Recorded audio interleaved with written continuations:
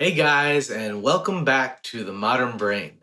My name is Dr. Titus Chiu, and I am a #1 best-selling author and functional neurologist whose mission is to teach you how to take control of your brain health so you can live an extraordinary life. The modern world that we live in today is so toxic. We're being exposed to so many more toxins than ever before in the history of humanity.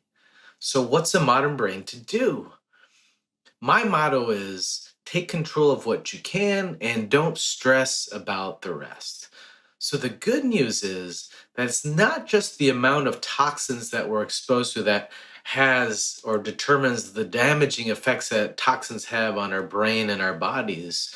It's actually an equation where it's the amount of toxins that we're exposed to minus our body's natural abilities to actually detoxify and get rid of those toxins.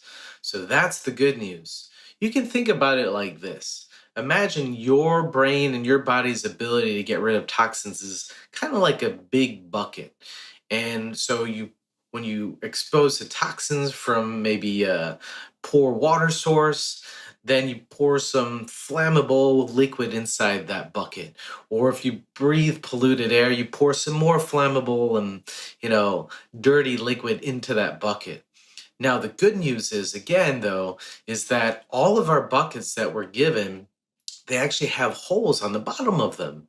And so the holes determine how much toxins that we're exposed to get are gotten rid of. And so the holes can be of varying sizes as well as being gunked up by varying degrees. And so what determines the size of the holes of your toxin bucket really is determined by what we call single nucleotide polymorphisms. And that's a really fancy term for what we call genetic variations. So some of us out there, we have genetic variations where our holes, the holes on the bottom of our toxin buckets, they're really small. And so for those of you out there who have that, most likely you might experience, you know, uh, chemical sensitivity. So when you're at a department store and you walk by the perfumes, you might get a headache. Or if you're at the gas station and the window's cracked and someone's pumping the gas, or you're pumping the gas and you develop a headache from that, or sensitivities from car exhaust as an example, it's quite possible that you have a single nucleotide polymorphism making the holes in your toxin bucket smaller. And so when you're exposed to the same amount of toxins as maybe your husband or your wife or your boyfriend or your son or daughter, when you're exposed to the same amount, they might not feel anything, but you end up feeling really icky and really sick. That's most likely because of that single nucleotide polymorphism. The holes on your bucket are just a bit smaller. So that's what determines the size of the holes. Now, what determines how gunked up the holes are everything that you do in your daily life. So the amount of toxins that you're exposed to. And so, like I said before, the good news is it's not just the amount of toxins that you're exposed to that can really determine how much damage is done to your body or your brain. It's also the amount of toxins that your body's able to get rid of. And regardless of your genetic variations, there's always things that you can do to remove the gunk from the bottom of your bucket. And so when you're exposed to toxins, when you breathe in air pollution or you drink water that isn't the purest source, you won't get as sick as if you didn't do anything to remove the gunk from your bucket. So far, I talked about the main determinants of how much toxins have a damaging effect on our brains and our bodies. To review, number one, it's the amount that we're exposed to. Number two, it's the amount that we actually get rid of. And finally, number three, something that really a big factor in how toxins impact our bodies, if they do in a really negative way or in not such a negative way, is determined by your immune system. The whole function of your immune system is to defend your body from any foreign invaders, as well as to kind of act as a surveillance system to make sure that anything that shouldn't be there isn't there. Now, if your body or your brain, say you breathe in some air pollution, and then those toxic chemicals get inside your bloodstream, your immune system is going to recognize that, and it's going to launch a response. It might launch a T cell response leading to inflammation and cytokines. It might also launch a B cell response creating antibodies, which could then lead to things such as autoimmunity. So now, regardless of if it's a T cell or a B cell response, my point is that could lead to inflammation, damaging your brain as well as your body. So now, again, what is a modern brain to do? The good news is, based on our understanding of how toxins impact our brains, there's three key strategies that we can take to minimize the damage of living in a toxic world. The first is to avoid or minimize exposure, like we talked about before. The second is actually to enhance detoxification, is to help remove the gunk from the bottom of your bucket. And finally, the third way is to actually balance and calm your immune system so it's not as overreactive, causing so much inflammation when it's exposed to toxins. What we're going to talk about and focus on today is strategy number one: how to minimize and avoid exposure to the toxins that we do have control over. And so today I'm going to talk to you about how to avoid one of the most common toxins and brain toxins that we're exposed to every day, one that we have the control to avoid, or we have a lot of say in how much we expose ourselves to. And so I'm going to reveal to you what this toxin is, and I'm going to also reveal to you the most common sources of it and different strategies, really simple things that you can do that in the long run will minimize and lower the amount of inflammatory, yucky liquids that's poured into your toxic bucket. So before we dive into those strategies, I'm going to reveal to you this most very common brain toxin you've probably heard of before: bisphenol A. And so bisphenol A, or BPA for short, is a very, very common toxin that is found in a lot of different sources. Plastic foods and food and drink packaging, receipts, as well as coating on food cans and things that you store your food on. So those are very common sources of BPA. So again, plastic food and drink packaging, receipts, like receipts that you get at a store, and then finally, different types of food storage containers. And so the key is then, based on this information, you want to do everything you can to minimize your exposure to BPA.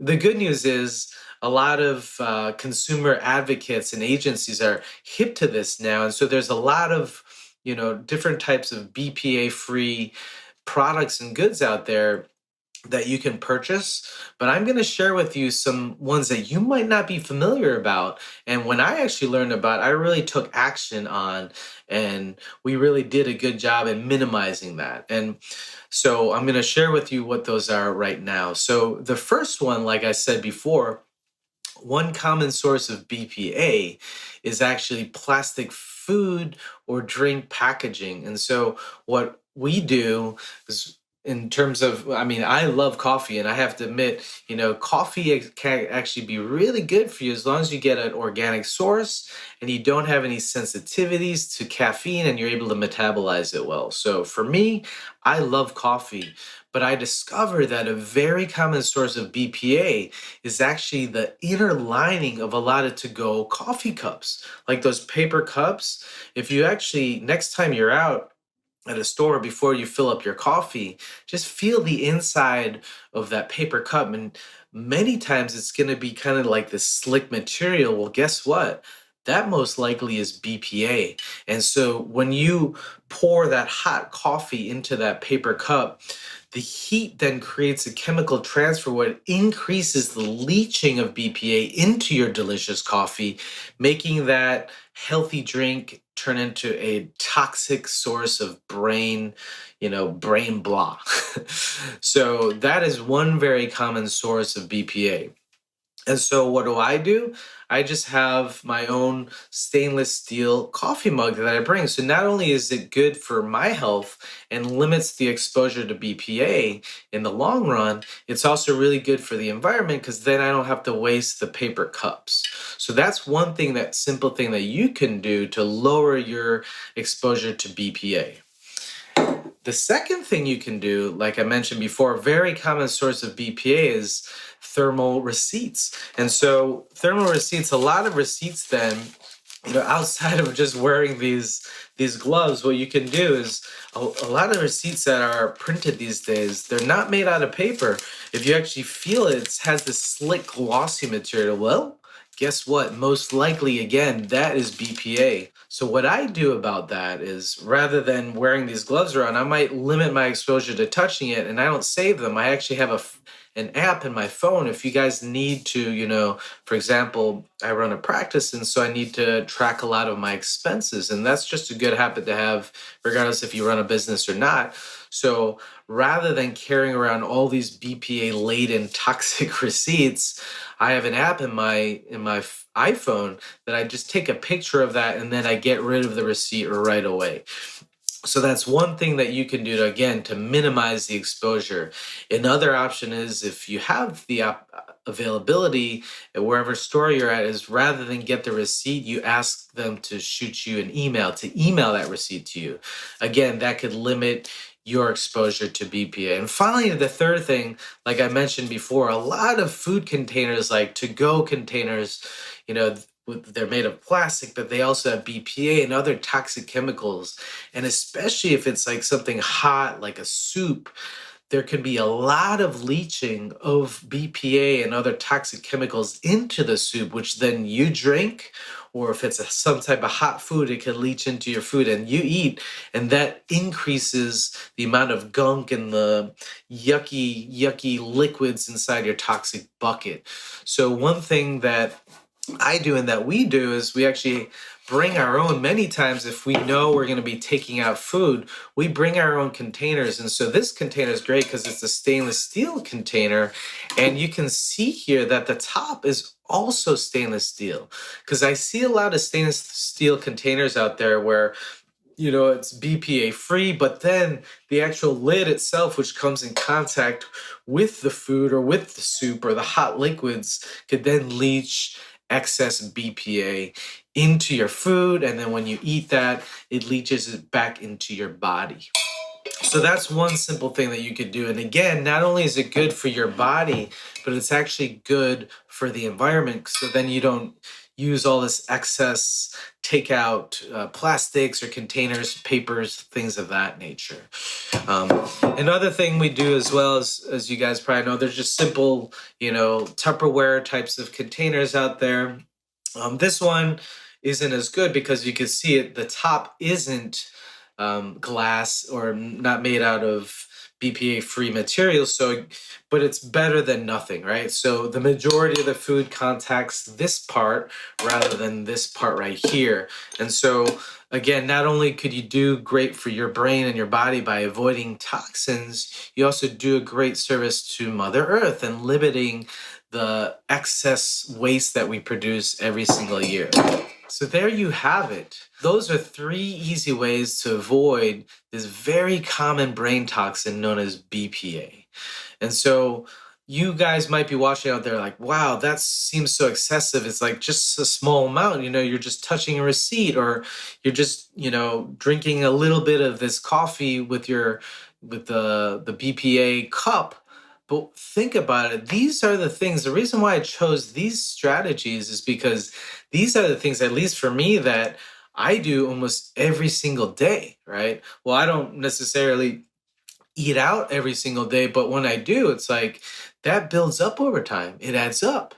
And the fact that we live in such a toxic world, like I said before, my motto is control what you have the ability to, and then don't stress about the rest. And so the good news is there's a lot of different things that you can do to minimize your exposure to toxins.